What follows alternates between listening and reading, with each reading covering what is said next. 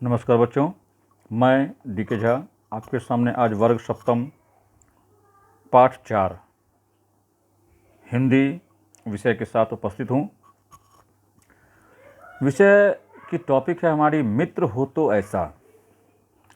देखिए, सबसे पहले जब मित्रता का चर्चा हो रहा है तो मैं बता दूँ, मित्र एक ऐसा शब्द है जो जीवन पर्यंत हमें बहुत ही कम मिलते हैं।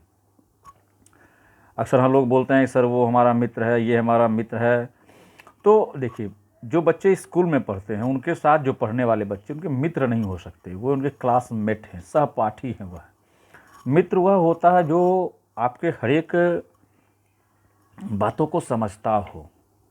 मित्र वह होता है जो आपका ख्याल करता हो, जो अपने विचार को आपके समक्ष प्रस्तुत करता हो। मैं बार बार बच्चों से यह भी जिद हमेशा कहता रहता हूँ कि बच्चों देखो, मित्रता सबके साथ नहीं कर सकते हम। और मैं बच्चों से ये भी बोलता हूँ बार बार कि मिलो सबसे, मिल मत जाओ सबसे। जीवन को जीने का एक सबसे आसान तरीका है, मिलो सबसे, मिल मत जाओ सबसे। मैंने पाठ को पढ़ने से पहले उस समय की मैं चर्चा कर रहा हूँ जिसमें महाभारत का युद्ध होने वाला था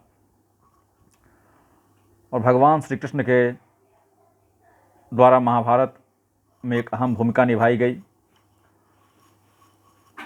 दुर्योधन की सभा से शांति दूत श्री कृष्ण निराश, विक्षुब्ध और क्रोधित होकर लौट निकले, क्योंकि जब भगवान ने कहा था कि देखो दुर्योधन, पांडव तुमसे कोई युद्ध नहीं करेंगे, तुम्हें केवल 5 ग्राम दे दो। कहा भी गया था, क्या कहा था, ध्यान से सुनेंगे।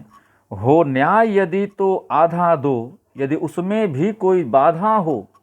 ध्यान सुनिएगा, हो न्याय यदि तो आधा दो, यदि उसमें भी कोई बाधा हो तो दे दो, केवल 5 ग्राम रखो अपनी धरती तमाम। 5 गांव मांगने के बावजूद भी दुर्योधन ने कहा, आप 5 ग्राम की बात करते हैं, मैं उन्हें 5 सुई के बराबर भी भूमि नहीं दे सकता उन पांडवों को। भगवान श्री कृष्ण दुखी होकर वहाँ से निकले। अभी कुछ ही दूर पर आगे बढ़े थे कि उनके सामने महारथी कर्ण जिसे सूत पुत्र कहा जाता है, जबकि वह सूर्य पुत्र था और कुंती का अविवाहित पुत्र था। वह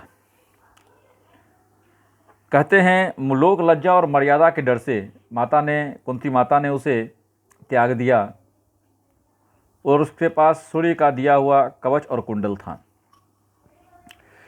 उनको आते हुए देखकर उनकी नज़र पड़ी और सहसा उनका भाव बदल गया। उन्होंने सोचा, काश कर्ण दुर्योधन का साथ छोड़ कर पांडवों में आ जाए तो कितना अच्छा होगा। कौन हितैषी नहीं चाहता कि मेरा हितकारी बंधु जीत जाए। भगवान श्री कृष्ण जो पांडवों के साथ थे तो चाहते थे कि भाई कर्ण भी अगर मेरे साथ हो जाए तो मेरा और न ताकत बढ़ जाएगा, और ये हो भी क्यों नहीं। सही देखिए, जो व्यक्ति आपका हितैषी मित्र टाइप का होगा ना, वो आपके लिए अच्छी बातें ही सोचेगा, कभी आपके लिए अनर्गल सी बातों को जन्म नहीं देगा वह। तो जब इन्होंने कहा तो इस तरह के बातों को सुनकर ध्यान देखा, बस ऐसा सोच के कारण वो जब उनके पास गए और उन्हें प्रेम पूर्वक हाथ जोड़कर नमस्कार कर बोला, रथ चला, कुशल मंगल का आदान प्रदान हुआ। कृष्ण ने बड़े ही नाटकीय ढंग से स्वर में कहा, कर्ण, क्या यह विनाशकारी युद्ध होकर ही रहेगा।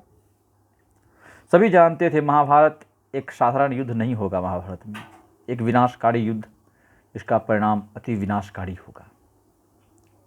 बंधुओं, सबसे पहले मैं बता दूं, मैंने कितना प्रयास किया पर क्या हुआ, दुर्योधन ने भी मेरे आग्रह अनुग्रह को नहीं माना। उन्होंने कहा, देखो मैंने प्रयास किया कि इस युद्ध को रुकवाएं, किसी तरह से युद्ध ना हो, परंतु वह नहीं माना। कुछ रुक कर उन्होंने कर्ण की ओर ध्यान से देखा, फिर कहा, आज कदाचित वह अवसर आ गया कर्ण, जब मैं यह भेद प्रकट कर दूं। बहुत दिनों से मेरे हृदय में एक भेद चल रहा है। मतलब देखिए, जब इनको ऐसा नहीं हुआ तो इन्होंने क्या किया, इसको मतलब मोहन रूप में सम्मोहित करने का प्रयास किया और कहा, हे वीरवर, तुम जानते हो जिस पार्थ भीम आदि को तुम अपना शत्रु मानते हो, मानते हो, दिन रात उनकी विनाश का चिंतन में रहते हो, वे तुम्हारे अनुज हैं, सहोदर हैं, तुम्हारे सहोदर हैं वह तुम्हारे, अर्थात वो तुम्हारा हमेशा भला चाहते हैं, वो तुम्हारे अपने भाई बहन हैं।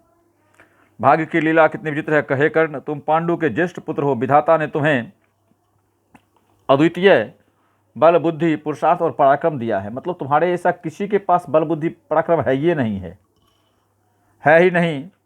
और तुम परम दानी भी हो, परम ज्ञानी भी हो, और निस्सहायों और वंचितों का रक्षक महात्मा कर्ण कहलाते हो तुम। अर्थात तुम्हारा कोई जोरा नहीं है। तुम परशुराम के परम शिष्य उद्भट योद्धा और अद्वितीय धनुर्धर हो। तुम्हारे ऐसा कोई योद्धा भी नहीं है, तुम बहुत वीरवर हो। और इस प्रकार की बातों से उन्होंने उसको आकर्षित करने का प्रयास किया, परंतु उसने कर्ण ने एक लफ्ज़ में कहा कि मैं कैसे आज अपने इस भाई को छोड़ दूं, जिस भाई ने सदा मेरा साथ दिया। कहाँ गई थी वह माता जिसने मुझे जन्म दिया उस समय और जन्म देकर छोड़ दिया।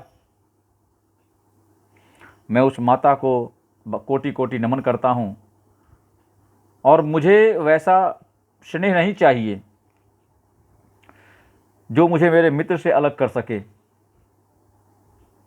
अतः मैं यही कहूँगा कि आप मुझे क्षमा करें। कहते हैं क्या करती कुंती, असहाय विवश निसहाय युवती ने कलेजे पर पत्थर रखकर लोक भय से अपने हृदय के टुकड़े को किन परिस्थितियों में जल तरंगों को सौंप दिया, यह कौन समझना चाहेगा। एक अविवाहित लड़की जिसे संतान की प्राप्ति हो, वो क्या सोचेगी, समाज से किस दृष्टिकोण से देखेगा। ऐसा भगवान श्री कृष्ण ने कहा। और कहा कदाचित कुंती के तुम्हारे और तुम्हारे पांडवों के भाग्य में यही लिखा था। कुछ रुककर कृष्ण ने इस युद्ध के विषय में कहा कि रोक दो इस भीषण नरसंहार को कर्ण, गले लगा लो अपने भाइयों को, दे दो अपनी विशाल भुजाओं की छाया। मैं विश्वास दिलाता हूँ कर्ण, मेरे साथ चलो, तुम्हारा पुण्य अभिषेक किया जाएगा, पुनः अभिषेक किया जाएगा, तुम्हें राजगद्दी पर बिठाया जाएगा। पांडवों के कंठ से तुम्हारा जयमान गूंजेगा। तुम जिस पांडवों की जय जयकार को सुनने को तरस रहे हो, वो तुम्हारी जय जयकार करेंगे, तुम्हें सभी सिर पर बैठा कर रखेंगे। तुम्हारे दाएं बाएं पार्थ भीम अंगरक्षक होंगे। यह युद्ध का आतंक शरद के बादलों की तरह देखते देखते विलीन हो जाएगा।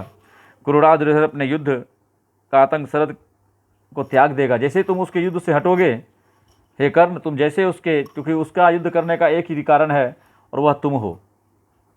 जब तुम उसका साथ छोड़ दोगे तो वह युद्ध नहीं कर पाएगा। फिर अगले हम पार्ट में मिलते हैं बच्चों, तब तक के लिए धन्यवाद।